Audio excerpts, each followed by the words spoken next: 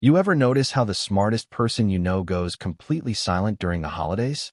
Everyone's posting countdowns, making resolutions, planning parties, and they're just not there. Not angry, not bitter, just indifferent. Like they see something the rest of us don't. And honestly, that quiet absence says more than any celebration ever could. Here's what nobody tells you. Intelligence doesn't just change what you think about. It changes how you experience time itself. And holidays? They're built on a very specific relationship with time that highly analytical minds can't ignore. But before we get there, ask yourself something.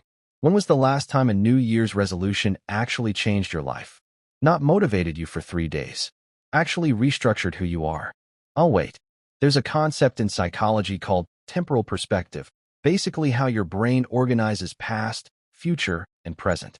Most people live in what researchers call future-oriented optimism bias. December 31st feels like a reset button because our brains are wired to believe fresh starts erase patterns.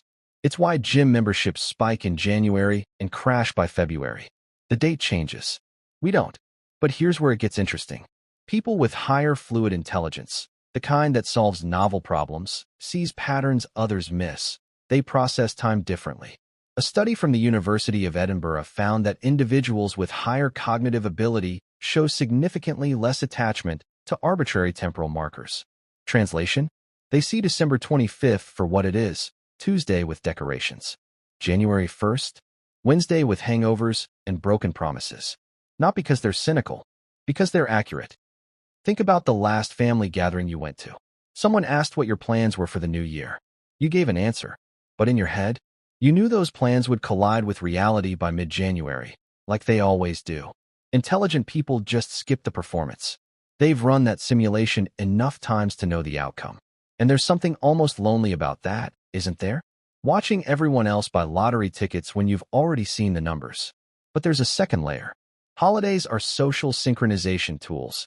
Anthropologist Emil Durkheim called them collective effervescence. Society needs everyone to pause, celebrate, feel connected at the same time. It's evolutionary glue.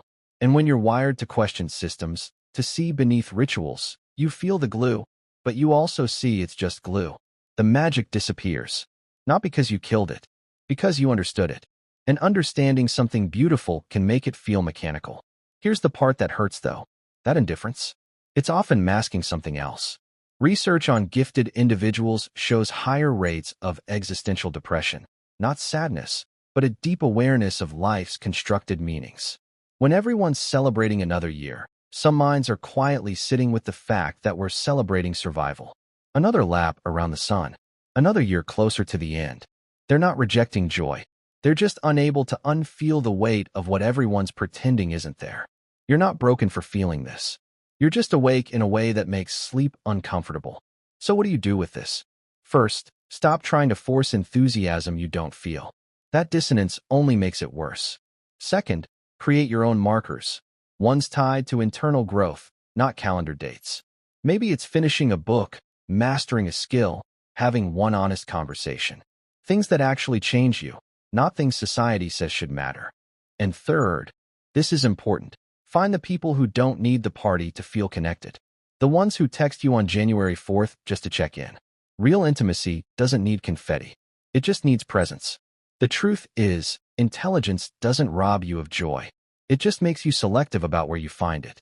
And maybe the smartest thing you can do this season isn't forcing yourself to care about countdowns. Maybe it's sitting quietly with the fact that you see things clearly, that you refuse to pretend, that you're building a life based on what's real, not what's scheduled. That's not cold. That's honest. And honestly, that might be the most meaningful thing you do all year. If this made you feel a little less alone in your own head, consider subscribing. Not for me, for you. Because sometimes the most valuable thing is knowing someone else sees what you see. And we're just getting started.